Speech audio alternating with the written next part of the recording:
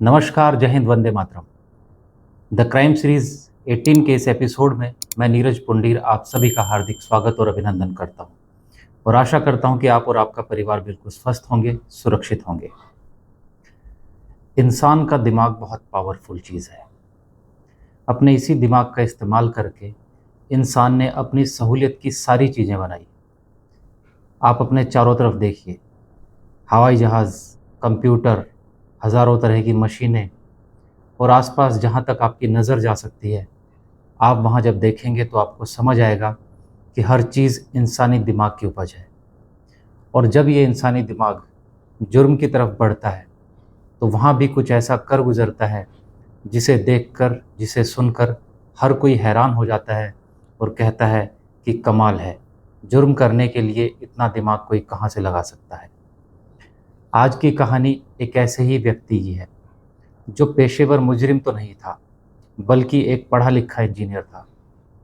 लेकिन वो एक कत्ल करना चाहता था और वो कत्ल इस तरह से करना चाहता था कि उसका कोई सबूत ना मिले, कोई सुराग ना मिले, वो एक परफेक्ट मर्डर हो।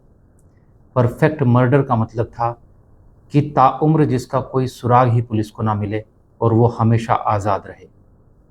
वो शख्स इस कत्ल को अंजाम देने के लिए बहुत सारी किताबें पढ़ता है।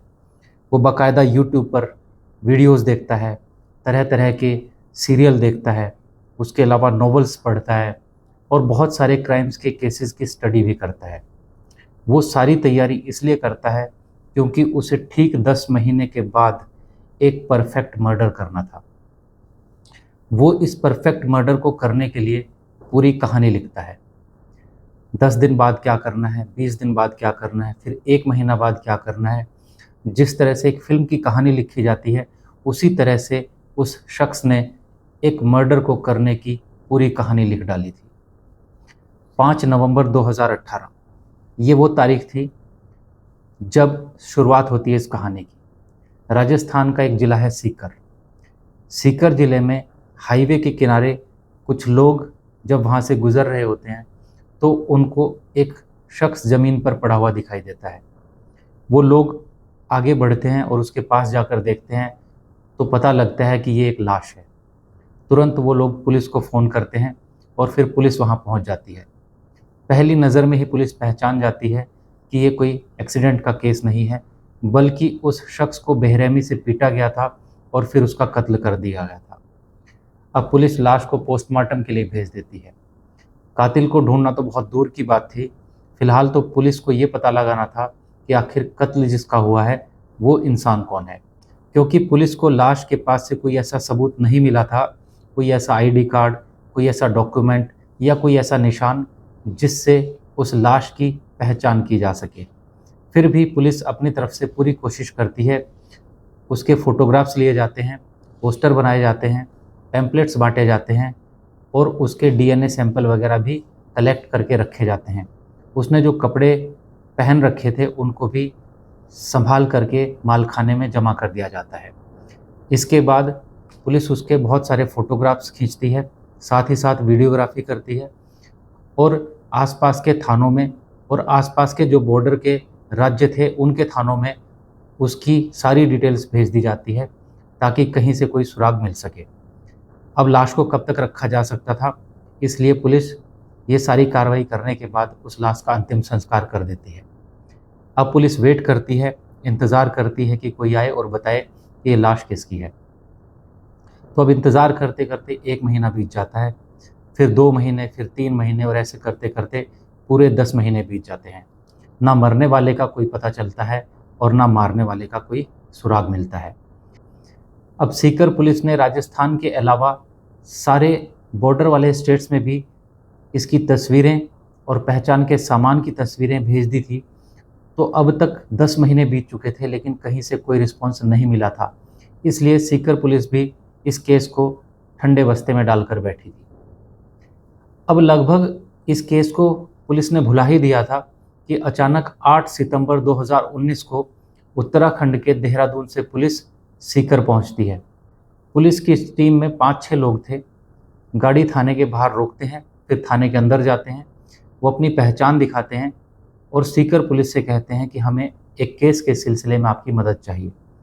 सीकर पुलिस पूछती है, बताइए हम क्या मदद कर सकते हैं।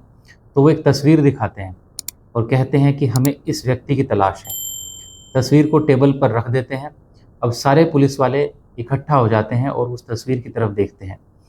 तो उन पुलिस वालों में से एक पुलिस वाला कहता है कि सर मैं इसको जानता हूँ। ये सुनते ही देहरादून पुलिस चैन की सांस लेती है और इसलिए खुश हो जाती है कि उनको लगता है कि जिसकी तलाश में वो यहाँ तक आए थे शायद वो उन्हें मिल जाएगा। अब देहरादून पुलिस का अगला सवाल था कि बताइए फिर ये हमें कहाँ मिलेगा। तो वो पुलिस वाला अंदर जाता है और लॉकर से एक फ़ाइल निकाल कर लाता है और देहरादून पुलिस के सामने टेबल पर रख देता है और कहता है कि अब ये व्यक्ति आपको इस फाइल में मिलेगा, क्योंकि इस व्यक्ति को इस दुनिया से विदा हुए लगभग 10 महीने हो चुके हैं। यह सुनकर देहरादून पुलिस का दिमाग घूम जाता है और वो सोचते हैं कि ऐसा कैसे हो सकता है। सीकर पुलिस बताती है कि करीब 10 महीने पहले हाईवे के किनारे उन्हें इस शख्स की लाश मिली थी। इसका पोस्टमार्टम भी कराया गया था और इसके फोटोग्राफ्स और सारे सैंपल लिए गए थे और उसका बाद में अंतिम संस्कार कर दिया गया था, क्योंकि इसका कोई भी रिलेटिव, कोई भी जानने वाला इसकी पहचान करने के लिए यहाँ तक नहीं पहुँचा था। अब देहरादून पुलिस हैरान और परेशान थी। वो उस फाइल को अच्छे से पढ़ती है और फिर कुछ लोगों को सीकर बुलाया जाता है ताकि उस तस्वीर को और उस सामान को पहचान सकें। ये लोग और कोई नहीं थे बल्कि उसके घर वाले थे जिसकी लाश सीकर पुलिस को 10 महीना पहले मिली थी। वो लोग भागे दौड़े सीकर थाने में पहुंचते हैं और फिर उस तस्वीर और उस सामान को पहचान लेते हैं और कहते हैं कि हाँ, ये हमारा ही बेटा अजय है और ये सारा सामान उसी का है। अब पुलिस बहुत हैरान थी। वो उनसे पूछती है कि जब आपका बेटा लापता था तो आपने इतने दिनों तक इसको तलाश क्यों नहीं किया, इसकी कोई रिपोर्ट क्यों नहीं लिखाई। तो इसके जवाब में वो कहते हैं कि दरअसल हमें पता ही नहीं था कि हमारा बेटा अजय लापता है, क्योंकि वो बुरी संगति में चला गया था और इसकी वजह से नशे में रहा करता था, उसे ड्रग्स की आदत पड़ गई थी और एक दिन उसका किसी दोस्त के साथ ही झगड़ा हो गया और इस झगड़े में उसने उसका मर्डर कर दिया और फिर उसे जेल हो गई। लेकिन कुछ समय के बाद वो जमानत पर बाहर आ गया।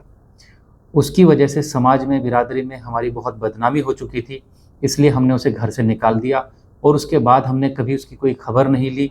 वो कहाँ है, किस हाल में है, हमने ये जानने की कभी कोशिश ही नहीं की। हमें यही लग रहा था कि वो कहीं ना कहीं कोई काम धंधा करके कमा खा रहा होगा, अपना जीवन यापन कर रहा होगा, लेकिन हमें इस बात का अंदाज़ा बिल्कुल भी नहीं था कि वो अब इस दुनिया में ही नहीं है। ऐसा अजय के माता पिता सीकर पुलिस के सामने बयान देते हैं। अब देहरादून पुलिस सबसे ज़्यादा हैरान थी। दरअसल वो एक कातिल की तलाश में सीकर पहुंची थी। उन्हें यह यकीन था कि यह कत्ल अजय ने ही किया है, लेकिन यहाँ पहुंचकर तो मामला ही पलट गया था। जिस कातिल की तलाश में वो देहरादून से सीकर तक पहुंचे, उस कातिल का तो 10 महीने पहले ही कत्ल हो चुका था। और इसमें सबसे हैरान करने वाली बात यह थी कि सीकर पुलिस ने अजय की मौत की जो तारीख बताई थी, उस तारीख से बहुत बाद एक और दूसरा कत्ल हुआ था और इस दूसरे कत्ल के लिए हत्या का जिम्मेदार जिसे ठहराया जा रहा था वो खुद अजय था। तो ये कैसे मुमकिन था कि एक इंसान मरने के बाद किसी और की हत्या कर दे? एक मुर्दा किसी को कैसे मार सकता है? ये मामला सबको चौंकाने वाला था। अब बुरी तरह से कन्फ्यूज्ड देहरादून पुलिस वापस देहरादून पहुंचती है और नए सिरे से तफ्तीश शुरू करती है। और इस तफ्तीश में एक बहुत हैरान कर देने वाली कहानी सामने आती है, जिसकी स्क्रिप्ट 10 महीने पहले ही लिखी जा चुकी थी। ये कहानी थी कामना की और उसके पति अशोक की। अशोक देहरादून में एक कंपनी में काम करता था। पेशे से वो इंजीनियर था। वो रहने वाला तो कहीं और का था, लेकिन उसकी नौकरी देहरादून में लग जाती है। फिर वो किराए पर एक मकान ले लेता है और यहीं से अपनी नौकरी को करने लगता है। इत्तेफाक से उस मकान के पास जो उसने किराए पर लिया था, उसके पास ही एक ब्यूटी पार्लर था जिसकी ओनर का नाम था कामना। अब दोनों आसपास ही रहा करते थे, तो जान पहचान हो गई। फिर मुलाकात होने लगी और धीरे धीरे दोनों में प्यार हो गया। फिर कामना अशोक से कहती है कि हमें शादी कर लेनी चाहिए। अशोक अच्छा लड़का था, वो तैयार हो जाता है। वो अपने माता पिता से दोनों बात करते हैं। तो कामना के माता पिता ये शर्त रखते हैं कि हम कोर्ट मैरिज करेंगे। इसकी वजह ये थी कि आजकल के लड़कों का कोई भरोसा नहीं है, कल को कुछ ऊंच नीच हो जाए तो क्या किया जा सकता है। तो कामना के माता पिता की ये शर्त अशोक के माता पिता के सामने रखी जाती है और वो मान जाते हैं। अब दोनों परिवारों की सहमति से कोर्ट मैरिज हो जाती है और अशोक और कामना अब पति पत्नी बन जाते हैं। शादी हो चुकी थी, अब जिंदगी ठीक ठाक चल रही थी। अशोक और कामना अपना अपना काम कर रहे थे। कुछ समय के बाद उनके यहाँ एक बेटी जन्म लेती है। वहीं दूसरी तरफ अशोक की एक बुआ थी और उनके बेटे का नाम था अजय। अजय एक ठीक ठाक लड़का था, लेकिन धीरे धीरे उसकी संगति बिगड़ी और वो नशे की लत का आदी हो जाता है। फिर वो सारा दिन नशे में रहने लगा और एक दिन उसका झगड़ा किसी से हुआ और झगड़े में उसके हाथों एक कत्ल हो जाता है। अजय के माथे पर अब कातिल का ठप्पा लग चुका था। वो जेल चला गया और फिर जमानत पर बाहर आ गया। घर वालों की बहुत बदनामी हुई, इसलिए उन्होंने उसे घर से निकाल दिया। अजय और अशोक एक दूसरे को बहुत मानते थे, क्योंकि दोनों कजिन थे। जब अजय को घर वालों ने बाहर निकाल दिया तो वो सीधा देहरादून पहुंच गया। अशोक ने अजय को सहारा दिया और उसके लिए एक अलग से घर का बंदोबस्त कर दिया। अब इधर कामना अपने बिजनेस को बढ़ाना चाहती थी और अशोक भी सोच रहा था कि नौकरी छोड़कर कोई ना कोई बिजनेस किया जाए। अब दोनों इस विचार को लेकर एक भारी भरकम लोन ले लेते हैं और लोन की जो रकम थी लगभग 70 लाख रुपए थी। इसमें से जो बड़ा हिस्सा था लगभग 50 लाख रुपया वो कामना द्वारा अपने ब्यूटी पार्लर के नाम पर लिया गया था। लेकिन इसी दौरान अशोक कुछ ऐसा महसूस करने लगता है जैसे उसकी पत्नी का किसी और के साथ अफेयर चल रहा है।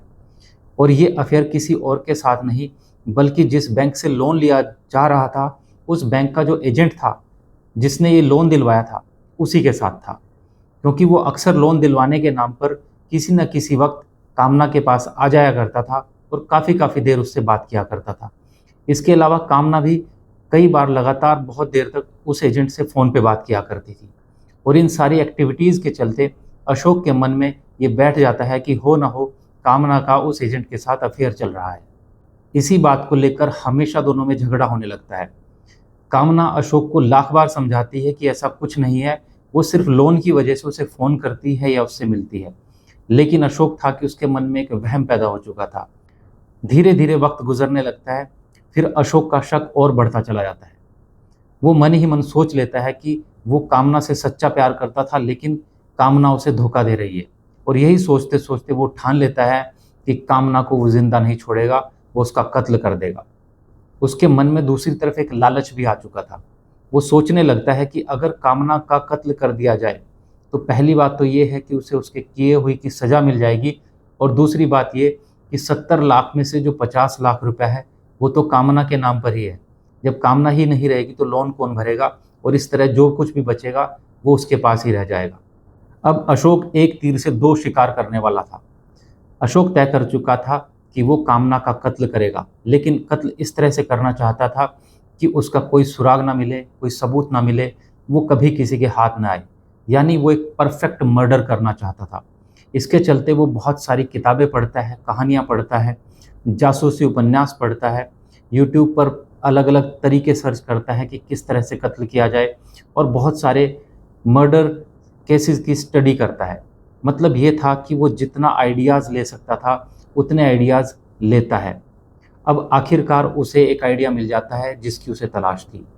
अब इस आइडिया को पूरा करने के लिए वो स्क्रिप्ट तैयार करने लगता है, और इस हत्या में उसे एक ऐसे किरदार की तलाश थी जो उसकी स्क्रिप्ट के हिसाब से सूटेबल होता। तभी उसकी नज़र अपनी बुआ के बेटे अजय पर पड़ती है। उसने सोचा कि अजय ऑलरेडी कत्ल के इल्ज़ाम में जमानत पर रिहा है, वो नशा भी करता है, उसे पूछने वाला कोई नहीं है, उसके माँ बाप ने उसे घर से निकाल दिया है। अगर किसी दिन इसको कुछ हो भी जाए तो इसको ढूंढने वाला कोई नहीं है, इसकी तलाश करने वाला कोई नहीं है, क्योंकि सब लोग इसे कलंक मानते हैं और इससे दूर रहना ही पसंद करते हैं। अब अशोक को अपनी प्लानिंग का मेन कैरेक्टर मिल चुका था अजय के रूप में। अब धीरे धीरे वो प्लानिंग को आगे बढ़ाता है। घर में कामना के साथ उसका वैसे ही झगड़ा हो चुका था, लगातार उनका झगड़ा चलता ही रहता था, और अब अजय को उसने अपने घर लेकर आना था, क्योंकि ये एक साजिश का हिस्सा था। फिर एक दिन वो अशोक अजय के पास जाता है और उसे कहता है कि भाई, तू यहाँ अकेला रहता है, तुझे खाना बनाने में भी बहुत दिक्कत होती है, मैं तेरी हालत देखकर बहुत परेशान रहता हूँ और मुझे बिल्कुल भी अच्छा नहीं लगता है। तू ऐसा कर, अपना सामान बांध और मेरे घर चल, हम साथ ही रहेंगे, तुझे घबराने की और टेंशन लेने की कोई ज़रूरत नहीं है। अजय इस बात को मान जाता है और अशोक के साथ देहरादून उसके घर चला आता है। कामना को अजय के बारे में, उसके बैकग्राउंड के बारे में पहले से ही पता था। एक तो अशोक के साथ उसकी वैसे ही बिगड़ी हुई थी, ऊपर से अब अजय को घर ले आया था, तो इस बात को लेकर कामना को बहुत गुस्सा आ गया। वो अशोक से कहते हैं कि अजय कातिल है और वो हमारे घर में नहीं रह सकता। लेकिन अशोक उसकी एक नहीं सुनता, क्योंकि वो अपनी प्लानिंग के हिसाब से अपना काम कर रहा था। तो धीरे धीरे अब अजय जो है उन्हीं के घर में रहने लगता है और काफ़ी लंबे समय तक उनके घर पर ही रहता है। अब प्लान को आगे बढ़ाना था। साल 2018 में अगस्त में अशोक कुछ ऐसे हालात पैदा करता है जिसकी वजह से कामना को बहुत तेज गुस्सा होता है। वो अजय पर भड़कती है और उसे कहती है कि मेरे घर से तुरंत निकल जाओ। और यही अशोक की प्लानिंग थी। वो यही चाहता था कि कामना अजय को अपने घर से धक्के मार कर निकाल दे। अब अजय के पास अशोक पहुंचता है और उसे कहता है कि भाई तेरा यहाँ रहना ठीक नहीं है, तू ऐसा कर अपने वापस पुराने वाले मकान में चला जा, मैं तेरे लिए कुछ ना कुछ बंदोबस्त और करता हूँ। अब नवंबर 2018 के पहले हफ्ते में अशोक एक दोस्त के जन्मदिन का बहाना करके अजय को अपने पास बुलाता है। अजय के अलावा 3 दोस्त और शामिल किए जाते हैं। वो सारे मिलकर पार्टी करते हैं। शराब और सिगरेट का दौर चलता है। इसी दौरान अशोक अजय से कहता है कि अजय भाई, तुम बहुत भटक लिए, परेशान हो लिए, मैंने तुम्हारे लिए सीकर राजस्थान में एक नौकरी ढूंढ ली है। तुम वहाँ चले जाओ, कुछ दिन वहाँ नौकरी करो, और जब कुछ समय बीत जाएगा तो मैं तुम्हारी पोस्टिंग, तुम्हारा ट्रांसफ़र वापस देहरादून में करवा दूंगा, फिर तुम हमारे साथ ही रहना। अशोक सोचता है कि यहाँ कोई काम धंधा तो मिल नहीं रहा है, क्योंकि उसका जो पुराना पाप था, जो पुराने क्राइम थे, वो कहीं ना कहीं आड़े आ रहे थे। तो वो सोचता है राजस्थान ही चलते हैं तो काम बन जाएगा। अशोक अजय से कहता है कि तुम ऐसा करो, अपना सामान पैक करो आज ही और राजस्थान के लिए निकल पड़ो। मेरे ये तीनों दोस्त वहीं जा रहे हैं, रास्ते में तुम्हें ड्रॉप कर देंगे। अजय ऐसा ही करता है। वो अपना सामान पैक करता है और उन तीनों लोगों के साथ गाड़ी में बैठ जाता है और गाड़ी सीकर के लिए निकल पड़ती है। अजय को बहुत ज़्यादा मात्रा में दारू पिलाई गई थी और 4 नवंबर 2018 को जब वो सीकर पहुंचते हैं तो वो तीनों लोग अजय को बुरी तरह मारते पीटते हैं और उसका गला घोंटकर उसकी हत्या कर देते हैं। हत्या करने के बाद एक सुनसान जगह देखकर हाईवे के किनारे वो गाड़ी को पार्क करते हैं और अजय की लाश को निकालकर वहाँ फेंक देते हैं। और निकलने से पहले वो ऐसी सारी निशानियाँ मिटा देते हैं जिनसे किसी को लाश के बारे में कुछ पता चल सके। अब ये लोग वापस अशोक के पास पहुंचते हैं और जाकर उसे रिपोर्ट देते हैं कि तुमने जो काम दिया था वो पूरा कर दिया गया है। अब अशोक की प्लानिंग का पहला फेज़ ख़त्म हो चुका था। स्क्रिप्ट के हिसाब से अब दूसरे फेज़ की तैयारी करनी थी। दरअसल अशोक की स्क्रिप्ट में यही लिखा गया था कि कत्ल करने से बहुत पहले कातिल को बहुत दूर ले जाकर कहीं पहले ही मार डालना था। आप खुद कल्पना कीजिए अशोक ने किस खतरनाक तरीके से स्क्रिप्ट को तैयार किया था। उसे कत्ल करना था और फिर पुलिस को उस कातिल तक पहुंचाना था, लेकिन उस कत्ल के बहुत पहले ही कातिल को भी मार डालना था। आप अंदाज़ा लगा सकते हैं कि किस लेवल की प्लानिंग वो अपने दिमाग में लेकर चल रहा था एक परफेक्ट मर्डर करने के लिए। स्क्रिप्ट का पहला फेज़ ख़त्म हो चुका था और अब बारी थी सेकंड फेज़ के एग्जीक्यूशन की। तारीख थी 29 अगस्त 2019। रात के 11:30 बजे देहरादून की एक कॉलोनी से पास के पुलिस स्टेशन में कॉल जाता है और खबर दी जाती है कि वहाँ गोली चली है। खबर मिलते ही पुलिस घटनास्थल पर पहुँचती है और उस घर तक पहुँचती है जहाँ से पुलिस को कॉल किया गया था। ये घर था अशोक का और कामना का। जैसे ही पुलिस अंदर घुसती है, सामने बेड पर कामना की लाश पड़ी थी। उसके सर में गोली मारी गई थी। लाश के पास ही उसकी मासूम बेटी लेटी हुई थी। दूसरे कमरे में अशोक था। उसके पेट को छूते हुए गोली निकल गई थी। गोली ने एक जख्म दिया था, लेकिन वो इतना गहरा नहीं था। उसकी जान खतरे से बाहर थी। कामना मर चुकी थी। उसकी बेटी बहुत छोटी थी, वो बोल नहीं सकती थी, तो ले देकर सिर्फ एक गवाह बचा था, वो था खुद अशोक। पुलिस उससे पूछती है कि यहाँ क्या हुआ था, तो अशोक पुलिस को बताता है कि रात काफ़ी हो चुकी थी और हम सब लोग खाना वगैरह खाकर सोने की तैयारी कर रहे थे कि अचानक मेरी बुआ का लड़का अजय आया और वो इस बात से बहुत गुस्सा था, नाराज़ था कि कामना ने उसको घर से निकाल दिया था। उस पर एक कत्ल का इल्ज़ाम था और वो हमारे साथ हमारे घर में रह रहा था, लेकिन मेरी पत्नी कामना इसके बिल्कुल खिलाफ थी और इसी वजह से उसने एक बार उसे बेइज्जत करके घर से निकाल दिया था और शायद इसी बात का गुस्सा उसे था, नाराज़गी उसे थी और उसने कामना पर गोली चला दी। उस वक्त मैं किचन में था और गोली की आवाज़ सुनकर मैं जैसे ही बाहर आया, उसने दूसरी गोली चला दी जो मुझे लगी और मैं बेहोश हो गया। उसके बाद क्या हुआ मुझे कुछ नहीं पता। अब पुलिस अशोक का बयान दर्ज कर लेती है और कामना की लाश को पोस्टमार्टम के लिए भेज देती है। अशोक को भी एडमिट कर दिया जाता है, उसका इलाज शुरू हो जाता है। पुलिस अपनी तफ्तीश को आगे बढ़ाती है। कॉलोनी के लोगों से पूछताछ की जाती है तो बताते हैं कि दोनों एक दूसरे से बहुत प्यार करते थे, फिर उन्होंने कोर्ट मैरिज की और इस तरह फिर इनकी एक बच्ची हुई। बीच में अजय भी इनके साथ काफ़ी दिन तक रहा था, लेकिन फिर पता नहीं क्या बात हुई थी, वो यहाँ से चला गया। पुलिस को जांच में यही लग रहा था कि अजय ही कातिल है। पहले भी वो कत्ल कर चुका था, नशे में रहता था और उसकी बेइज्जती भी हुई थी और इसी बेइज्जती का बदला लेने के लिए उसने इस वारदात को अंजाम दिया था, ऐसा देहरादून पुलिस सोचने लगती है। अब देहरादून पुलिस अजय की तलाश में लग जाती है। अजय के मोबाइल की कॉल डिटेल निकाली जाती है और ये पता लगाने की कोशिश की जाती है कि उसका लास्ट कॉल लोकेशन क्या था और उसने आखिरी बार किससे बात की थी। और पुलिस तब हैरान हो जाती है जब उसे पता चलता है कि अजय का फ़ोन तो पिछले 10 महीने से बंद पड़ा था और उसका लास्ट लोकेशन राजस्थान के सीकर ज़िले में दिखाया गया था। और यही वजह थी कि देहरादून पुलिस उसकी तलाश में राजस्थान के सीकर में पहुंच गई थी। अब देहरादून पुलिस को यकीन होने लगा था कि शायद कहानी कुछ और है और उन्हें गुमराह करने के लिए कुछ और दिखाया जा रहा है। हो ना हो कामना के कत्ल में और 10 महीने पहले हुए अजय के कत्ल में अशोक का ही हाथ है।